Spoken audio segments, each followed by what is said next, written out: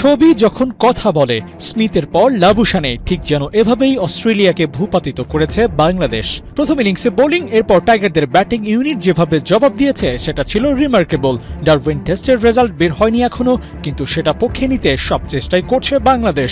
আর সেখানে hero of the day হয়েছেন তানজিদ তামিম। ক্যারিয়ারের প্রথম টেস্ট শতকটা করেছেন অস্ট্রেলিয়ার বিপক্ষে ওদের মাটিতে।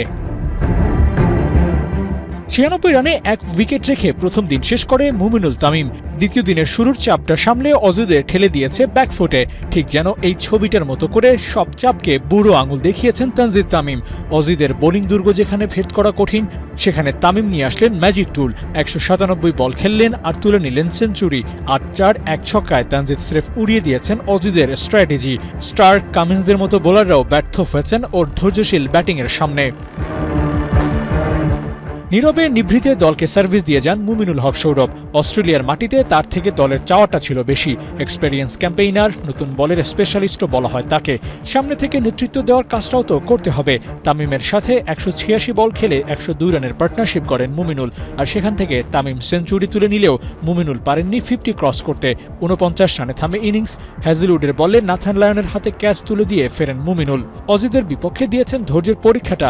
রানিং বিটুইন দ্য উইকেট থেকে খুব বেশি রান করেননি। ৪৯ রানের মধ্যে ৩২ রানে তুলেছেন বাউন্ডারি থেকে। আর এটাই এগিয়ে দিয়েছে টাইগারদের innings.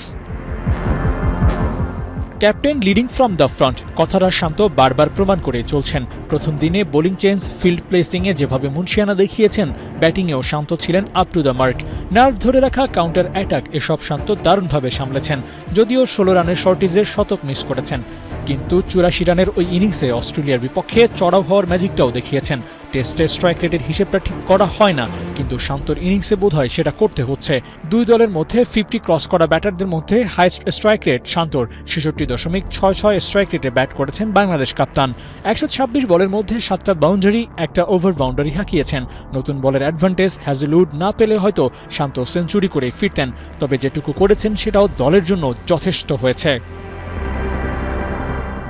Most senior Mushfiqur Rahim, Tamim শান্তরা যখন নিজের রোলটা ঠিকঠাক প্লে করে যাচ্ছিলেন, তখন চাপটা তার ওপর থেকে খানিকটা কমেই যাচ্ছিল। ৫৫ বল খেলে ৩৬ রান করে আউট হয়ে ফেরেন কামিন্সের বলে। নতুন বল হাতে পাওয়ার পরই অজিরা যেন প্রাণ ফিরে পায়। ২৩১ থেকে ৩০৬, ৭৫ রানের মধ্যে বাংলাদেশ হারায় ৩ উইকেট। তাও তামিম, শান্ত, লিটনের মতো ৩ বিগ ফিশ। কিছু সময়ের জন্য মনেও হয়েছিল এখানেই অস্ট্রেলিয়া কামব্যাক করেছে। ওদের বোলিং অ্যাপ্রোচ সবকিছু মিলিয়ে বাংলাদেশের অ্যাটাকিং ক্রিকেট খেলা থেকে বেরিয়ে আসতে সব ধরনের বন্দোবস্তই করছিল অজিরা, কিন্তু সেটা আর হলো কই। বলা যায় অস্ট্রেলিয়ার প্ল্যান কাজে লাগাতে দেননি মিরাজ হাসান জুটি। মিরাজ যেভাবে রানের জন্য খেলেছেন, ঠিক সেভাবেই মাটি কামড়ে পড়েছিলেন হাসান মাহমুদ। এমনকি মিরাজের থেকেও বেশি বল খেলেছেন। দুজনের জুটি থেকে ৪৩ রান আসে ১৪৭ বলে। সেখানে মিরাজ খেলেছেন ৭৩ বল, আর সেখানে হাসান মাহমুদ খেলেছেন ৭৬। সংখ্যার হিসেবে যেমন এগিয়েছিলেন, ঠিক সেভাবেই হাসানকে এগিয়ে রাখতে হবে টেম্পারমেন্ট ধরে রাখার আলাপে। টেলেন্ডার হয়েও হাসান নিজের ধৈর্যের পরীক্ষায় উতরে গেছেন। আর মিরাজ প্লে করেছেন তার রোল। রান করতে হবে, অজিদের বোলিংটাও আটকে দিতে হবে। আর সেই প্ল্যানটাও ঠিকঠাক কাজে দিয়েছে। যেমন ৭৫ রানে ৩ উইকেট নিয়ে অজিরা যেভাবে কামব্যাক করতে চেয়েছিল, সেটা আটকে দিয়েছেন মিরাজ। ৫ দিনের খেলা ২ দিনে শেষ হবে, সেই আলাপটা যারা করেছিল তাদের জন্য সমবেদনা আসলে জানাতেই হয়। ২ দিন তো খেলা হলোই, বাংলাদেশও লিড পার করলো ১৫০। ১৫৩ রানে এগিয়ে থেকে দ্বিতীয় দিন শেষ করেছে বাংলাদেশ।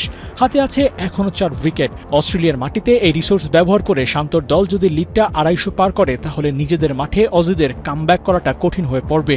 আর সেই ফায়দাটা নিতে চাইবে বাংলাদেশ। ম্যাচ জয় পরাজয়ের হিসেবটা এখনো তোলা যাচ্ছে না, তবে প্রথম ইনিংসের মতো বোলিংটা দ্বিতীয় ইনিংসে করতে পারলে এবার হিস্ট্রি মেক করতে পারে লাল সবুজ। সেই আশা তো করতেই পারেন, যেভাবে ১৫৩ রানের লিড রেখে দ্বিতীয় দিন শেষ করেছে বাংলাদেশ। এখন অপেক্ষা ডে 3-র স্ক্রিপ্টের বাকি অংশ, সেখানেই লেখা হবে। আবু নাঈম, ৭১।